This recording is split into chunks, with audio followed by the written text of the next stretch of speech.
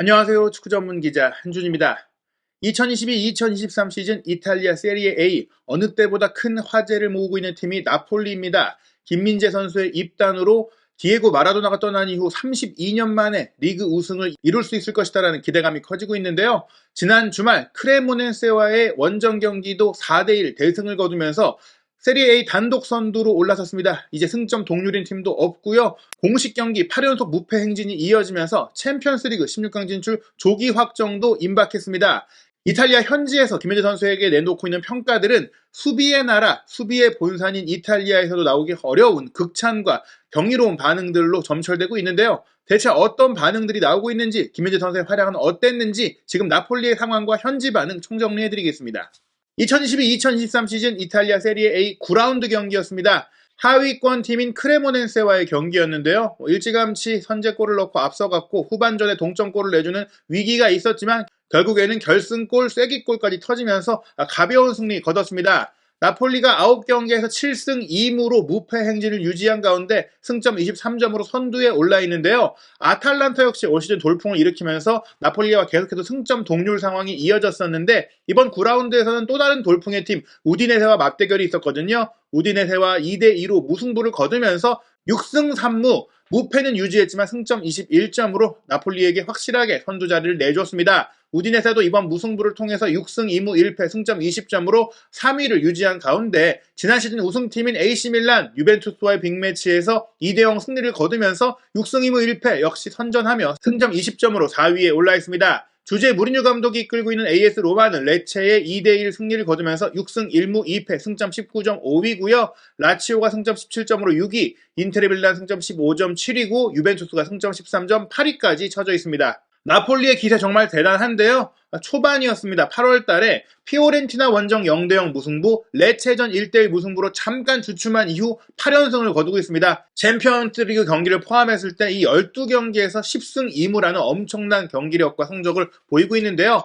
이 크레모넨세와의 경기 기록도 확실하게 나폴리 쪽으로 기울었어요. 볼 점유율 70%로 경기를 완전히 장악했고요. 기대 득점 값이 크레모넨세가 0.80골, 그러니까 한 골 정도를 넣을 수 있는 기회를 만들었고 한 골을 넣었는데요. 나폴리의 기대 득점 값은 4.22골로 4대1로 이겼는데 4골 이상을 넣을 수 있는 경기였다. 빅찬스가 7개였으니까 5대1, 6대1도 나올 수 있는 경기였다라고 볼 수 있겠습니다. 슈팅 숫자 21개였고 빅찬스 7개에서 3개를 놓쳤던 그런 상황 때문에 추가골이 없었던 것인데요. 패스 정확성 89% 정말 정밀한 플레이, 안정적인 플레이를 펼쳤다는 것이고 코너킥 기회가 오히려 크레모넨세가 5개로 좀 많았고 나폴리가 2개밖에 없었기 때문에 김민재 선수가 공격에 가담해서 득점할 수 있는 기회가 아쉽게도 좀 없었다. 그래서 김민재 선수가 시즌 3번째 골을 넣을 수 있는 기회를 아쉽게 좀 얻지 못했다. 이렇게 볼 수 있을 정도입니다. 통계 매체인 폼몹에서 평가한 김민재 선수의 평점을 살펴보면 7.8점, 역시 높은 점수죠. 92%의 패스 성공률을 기록하면서 후방 빌드업을 좀 관여를 했었고요. 3차례의 태클 시도 중에 1개만 성공하긴 했지만 그 태클이 라스트맨 태클, 본인이 뚫릴 경우 바로 골을 허용할 수 있었던 급박한 상황에서의 태클이었기 때문에 중요했고요. 2차례의 블로킹, 5차례의 걷어내기, 2차례의 헤더 걷어내기, 3차례의 리커버리 등 수비 기록을 지배했다라고 볼 수 있겠습니다. 상대 공격과의 경합 상황에서 5번 중에 4번 승리할 정도로 압도적인 80%의 승률을 기록했고요. 공중볼도 4차례 경합 중에 3차례 승리하면서 75%의 성공률을 기록했습니다. 한 차례 파울을 당하기도 하는 등 김민재 선수 무적에 가까운 플레이를 펼쳤다고 볼 수 있겠는데요. 통계매체 폼몹의 전체 평점을 살펴보면 선제골을 기록한 폴리타노 선수가 평점 8.2점으로 최고의 선수로 뽑혔고요. 라스파도리 7.1점, 결정적인 어시스트를 기록한 크바라첼리아가 평점 8.1점, 레프트백으로 최근에 도움을 많이 기록하고 있는 마리오 후이가 7.9점이었고 김민재 선수가 7.8점, 김민재 선수의 센터백 파트너인 라흐만이 8.0점 등이었습니다. 어시스트를 기록한 라이트백 주장 디 로렌초도 8.1점이었으니까 대체적으로 높은 평가를 받은 가운데 미드필드 라인의 평점이 조금 낮았는데 공격 포인트가 조금 없었기 때문인 것 같기도 하고 이번엔 로테이션 과정 속에서 은돈벨레 선수가 선발 출전했는데 그래도 최근에 은돈벨레 선수도 살아나고 있는 모습을 보이면서 나폴리 팀이 전체적으로 안정되고 있습니다. 또 다른 통계 매체 소파스코어의 평점을 살펴보면 김민재 선수가 수비 라인에서 높은 평가를 받았습니다. 라흐마니가 7.2점, 마리오 후이가 7.1점이었고 김민재 선수가 7.4점으로 디 로렌초의 7.6점 다음으로 높은 평가를 받았는데요. 김민재 선수 말씀드린 대로 다양한 지표에서 좋았는데 히트맵을 살펴보면 왼쪽 수비형 미드필드 영역, 게다가 왼쪽 측면 공격수 영역까지 커버하는 아주 공격적인 플레이를 펼쳤다라고 볼 수 있겠습니다. 이날 경기 기록 살펴보면 김민재 선수가 이렇게 넓은 활동 범위를 가져갈 수 있는 이유가 엄청난 스피드를 갖고 있기 때문이에요. 공격 때도 빠르게 올라가고 공격을 가담했다가 수비로 전환할 수 있는 속도도 빠르기 때문인데요. 이날 양 팀의 활동량에 대한 공식 매치 리포트를 살펴보면 김민재 선수의 평균 속도가 시속 32.18km입니다. 이 기록은 라이트백인 디 로렌초의 32.34km와 거의 큰 차이가 없고 폭발적인 드리블러인 크바라첼리아가 오히려 평균 속도 31.87km를 기록할 정도로 김민재 선수보다 평균 속도는 낮다 이렇게 볼 수 있겠어요. 물론 공격을 할 때 팍 속도를 낼 때는 강력하긴 하지만 김민재 선수 역시 경기 내 공격과 수비를 오르내리면서 보이는 속도가 대단한 수준이다라고 볼 수 있습니다. 이날 플레이어 랭킹을 살펴봐도 운동 능력으로 봤을 때 디로렌초가 1위, 앙기사 2위, 로보트카 3위, 크바라첼리아 4위, 김민재 선수가 5위에 올랐습니다. 그럴 정도로 현재 김민재 선수의 나폴리 내에서 영향력이 높다고 볼 수 있겠는데요. 득점 장면 살펴보면 전반 26분에 나폴리가 선제골을 넣었어요. 크바라첼리아가 문전 우측을 돌파하다가 페널티킥을 얻어냈고 폴리타노 선수가 골문 구석으로 가볍게 차 넣어서 성공을 했습니다. 그런데 후반 2분에 나폴리가 불운한 실점을 당했는데요.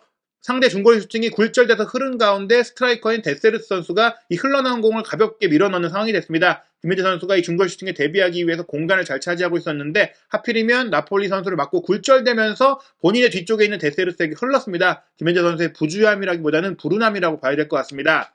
결국 후반 31분 나폴리가 다시 앞서가는 골을 넣었는데요. 레프트백 마리오 후이의 크로스 패스를 조반니 시메오네가 헤더로 연결해서 득점을 했고요.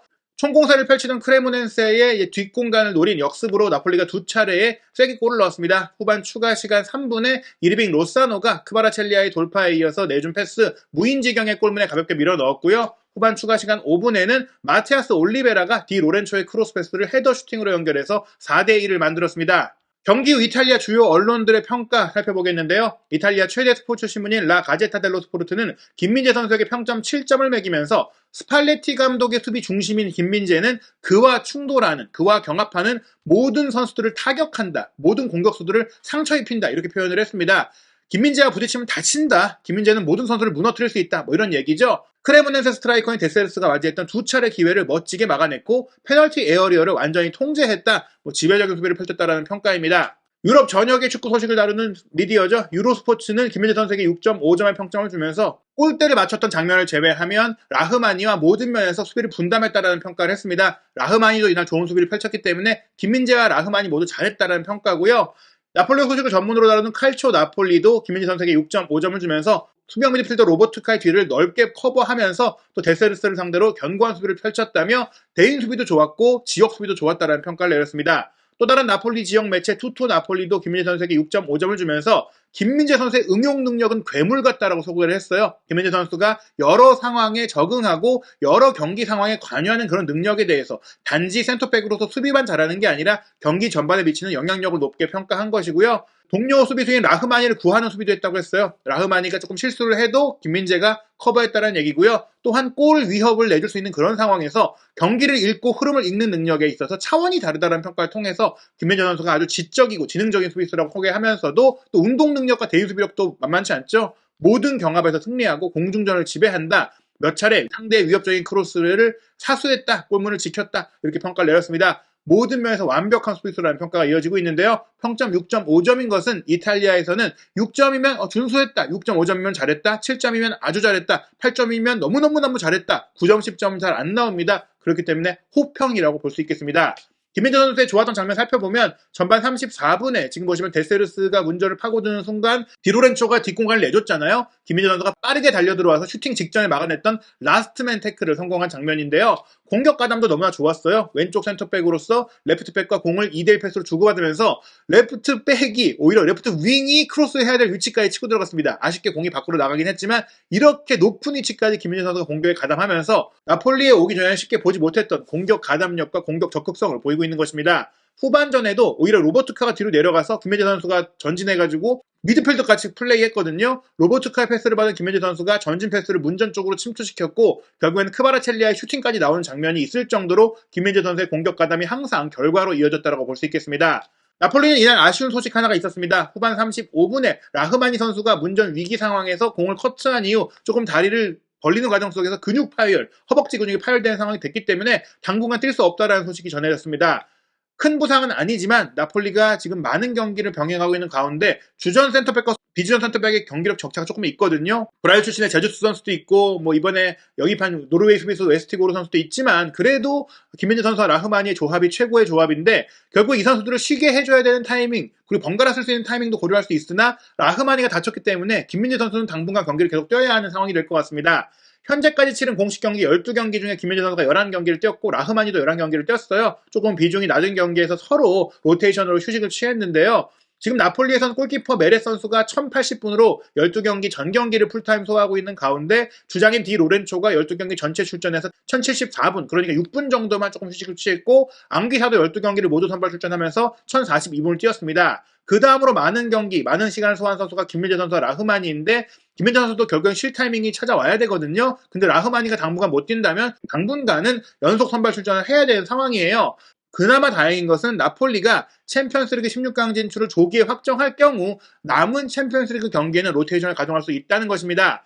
당장 10월 13일 목요일 새벽 1시 45분에 나폴리가 아약스와 챔피언스리그 A조 조별리그 4차전 경기를 치르는데요. 이 경기를 비기기만 해도 나폴리는 남은 두 경기 결과와 관계없이 16강 진출을 조기에 확정할 수 있고 그렇다면 지금 볼로냐전, 로마전 이 두 경기는 순위 경쟁에서 굉장히 중요한 일전이고 또 볼로냐 같은 경우에는 올 시즌 굉장한 득점력을 보이고 있는 오스트리아 공격수 아르나우토비치를 막아야 하기 때문에 김민재 선수가 휴식을 취하기가 어려워요. 그래서 아약스와의 경기에서 16강 진출을 확정하면 10월 27일 새벽에 있을 레인저스와의 경기는 김민재 선수가 로테이션으로 한숨 돌리면서 쉴 수 있다. 그 다음에 사스올로전, 리버풀전, 아탈란타전이 이어지는데 특히 사스올로도 돌풍의 팀이지만 아탈란타는 지금 나폴리와 선두 경쟁을 벌이고 있는 팀이잖아요. 그래서 더더욱이나 최고의 컨디션으로 경기를 해야 됩니다. 나폴리가 이번 아약스전에 이기거나 비겨서 16강 진출을 확정한다면 리버풀 원정조차도 조금은 이제 숨고르기를 하면서 쉬게 할 수 있기 때문에 너무나 중요한 일전입니다. 나폴리는 현재 챔피언스리그 A조 조별리그 3경기를 모두 승리하면서 승점 9점을 얻었고요.